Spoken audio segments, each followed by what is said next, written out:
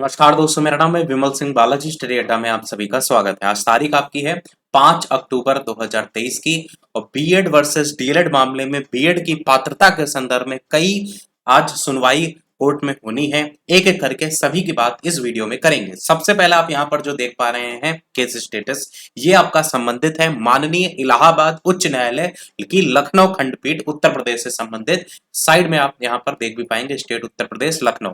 ये मामला जुड़ा हुआ है सहायक अध्यापक भर्ती परीक्षा 2019, जिसकी परीक्षा तिथि है 6 जनवरी 2019। उसमें बीएड अभ्यर्थियों की पात्रता के संदर्भ में, तो उसी की सुनवाई आज 5 अक्टूबर 2023 को आपका होनी है। देखते हैं क्या कुछ इसमें सारी चीजें निकल करके आती हैं। अगला आपका यहाँ पर बाकी ये मामला ये भी देख लेंगे, तो पिटिशनर और रिस्पोंडेंट के नाम वगैरह भी लिखे हुए हैं। अगला यहाँ पर मामला जुड़ा हुआ है हाई कोर्ट ऑफ छत्तीसगढ़।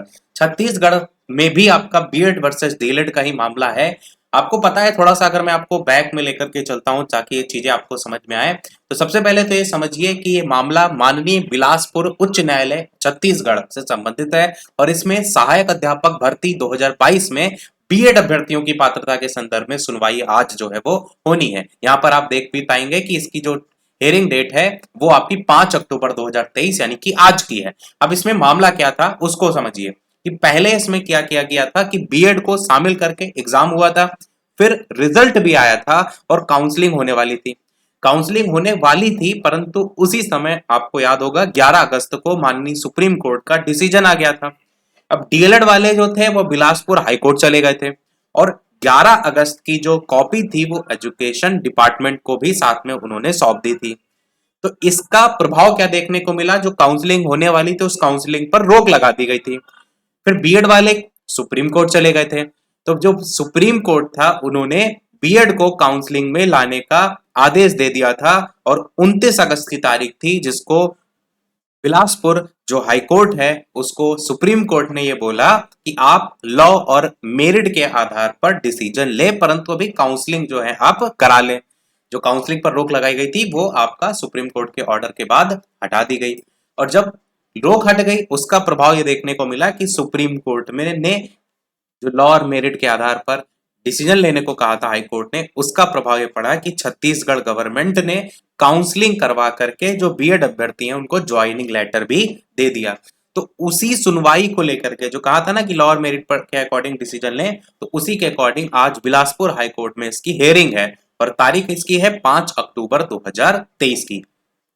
तो ये आपका पूरा मामला था। अब बात करते हैं, ये हमने बात कर ली छत्तीसगढ़ को लेकर के, ऊपर हमने बात करी उत्तर प्रदेश लखनऊ को लेकर के। अब अगला मामला देखते हैं।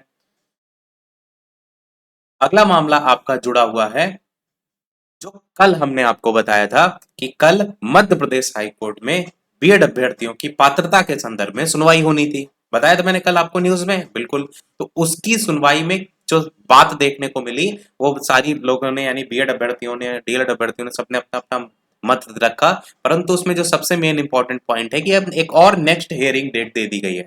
तो एमपी यानी मध्य प्रदेश में जो भी शिक्षक भर्ती से संबंधित मामला था, बीएड अभ्यर्थियों की पात्रता के संदर्भ में मामला था, अब उसकी नेक्स्ट डेट क्या हो गई है 2 नवंबर 2023। तो अब इस पर मामला 2 नवंबर 2023 को सुनाया जाएगा। क्लियर है? एमपी वाला जो कल था उसको भी यहाँ क्लियर मैंने कर दिया। अब अगला मामला देखते हैं जो कि जुड़ा हुआ है बिहार शिक्षक भर्ती से संबंधित, जो कि आपका ये मामला है जिसमें जो बिहार गवर्नमेंट है उन्होंने खुद याचिका दायर की माननीय सुप्रीम कोर्ट में कि बीएड अभ्यर्थी की संख्या ज्यादा है और साथ ही साथ बीएड अभ्यर्थी को लेकर के जो उन्होंने एग्जाम कराया, वो जो 11 अगस्त वाला मामला यानी 11 अगस्त वाला जो फैसला आया था वो बाद में आया था। हमने ऑलरेडी सारी चीजें यानी नोटिफिकेशन के अकॉर्डिंग सारा प्रोसीजर वगैरह पहले कर लिया था। तो उन्होंने ये कहा बिहार गवर्नमेंट ने कि इस बार की जो शिक्षक भर्ती है, आगे के लिए नहीं बात की, केवल कहा इस बार की शिक्षक भर्ती में बीएड अभ्यर्थियों को शामिल किया जाए। ये हम बता चुके हैं आपको। तो ये इसकी जो सुनवाई होनी है वो 9/10/2023 को होनी है, ये बता चुके हैं। परंतु इसमें एक और चीज आपको देखने को मिली और वो आप देखेंगे, वो इसमें कैविएट आपको दाखिल होते हुए दिखाई देगी। ये देखेंगे यहाँ पर, तो ये इसका नया पॉइंट है कि इसमें कैविएट दाखिल की गई है। और ये आपका मामला जुड़ा हुआ है state of Madhya Pradesh, the state of Madhya Pradesh करके रेणु कुमारी वर्सेस। कैविएट को इस तरीके से समझिए कि मामला दो पक्षों के बीच अगर चल रहा है और आपको लगता है कि वो आपसे भी प्रभावित है, क्योंकि आप समझ रहे हैं ना बीएड वर्सेस डीएलएड का मामला हर राज्य से जुड़ा हुआ है, तो उससे ही संबंधित कैविएट जारी यहाँ पर दाखिल जो है वो की जाती है। और इसको लेकर के जब भी सुनवाई होगी तो जो भी ऑनरेबल कोर्ट होंगे उनके द्वारा ये कहा जाता है कि आप भी आकर के अपना पक्ष रख सकते हैं। ये एक इसको स्वरूप में चेतावनी स्वरूप में भी हम कह सकते हैं कि जो भी कोई भी ऑर्डर दिया जाए वो मेरे आधार पर या मुझको आधार रखते हुए दिया जाए, इस तरीके से आप कैविएट को समझ सकते हैं। और इसको दाखिल देखेंगे कब किया गया था, तो 4 अक्टूबर 2023 को दाखिल जो है वो किया गया था। तो ये भी आपको समझ में आ गया। अब इसका फैसला जो बिहार शिक्षक भर्ती से संबंधित आना है वो आपका आना है 9 तारीख को, 9 अक्टूबर 2023 को। अब देखते हैं उसमें क्या कुछ देखने को मिलता है। इसके बाद अब अगला मामला जुड़ा हुआ है आपका चंडीगढ़ से। चंडीगढ़ में आपका जेबीटी भर्ती में अब बीएड डिग्री वाले आवेदन नहीं कर पाएंगे। इसको लेकर के जूनियर बेसिक टीचर जेबीटी भर्ती के लिए diploma in elementary education DElEd और सीटेट का पेपर 1 की शैक्षणिक योग्यता वाले आवेदक ही केवल मान्य होंगे।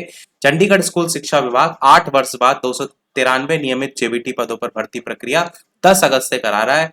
11 अगस्त को सुप्रीम कोर्ट का फैसला आया और एनसीटी द्वारा भर्ती नियमों में संशोधन के बाद यूटी स्कूल शिक्षा विभाग ने भर्ती प्रक्रिया के नियमों को संशोधित किया।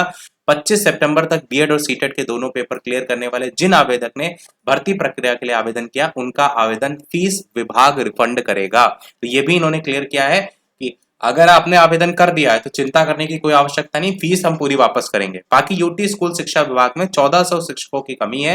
विभाग जेबीटी की 293 पदों के साथ स्पेशल एजुकेशन के 97 जेबीटी और टीजीटी पदों पर भर्ती कर रहा है। जेबीटी भर्ती के लिए आवेदक 10 अक्टूबर तक ऑनलाइन आवेदन कर सकते हैं। भर्ती प्रक्रिया के नियमों में स्कूल शिक्षा विभाग ने 25 सितंबर को संशोधन करके नोटिफाई किया है और अभी तक 293 पदों के लिए विभाग के पास लगभग 20,000 के करीब आवेदक ने आवेदन कर रखा है।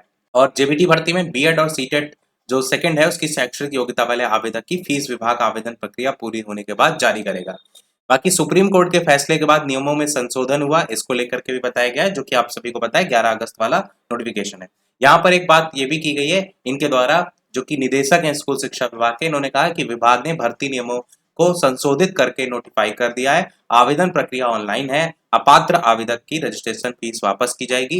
एनसीटी के तय नियम जो है उनसे ज्यादा शैक्षणिक योग्यता वाले आवेदक की जो वापस होगी आवेदन फीस। स्कूल शिक्षा विभाग ने जेबीटी के 293 पदों के लिए 10 अगस्त से शुरू की थी भर्ती प्रक्रिया और सुप्रीम कोर्ट के आदेश और एनसीटी नियमों के संशोधन के बाद इसको जो है वो नोटिफाई किया गया है। तो ये हमारे सारे के सारे मामले थे और कहीं ना कहीं ये चीज पहले भी मैंने आपको बताई है कि जो भी यहाँ पर कोई फैसला आता है वो अन्य राज्यों को भी प्रभावित करता है, क्योंकि उसी को ही आधार बना करके कई बार केस के में हम बातें रखते हैं कि वहां पर तो ये फैसला आया था। तो इस तरीके से देखते हैं इन सभी चीजों में क्या कुछ निकल करके आता है। ये तो हमारे ओवरऑल अपडेट में। वीडियो लाइक शेयर सब्सक्राइब अवश्य कीजिएगा। मिलते हैं अगले अपडेट में, तब तक के लिए नमस्कार, जय हिंद।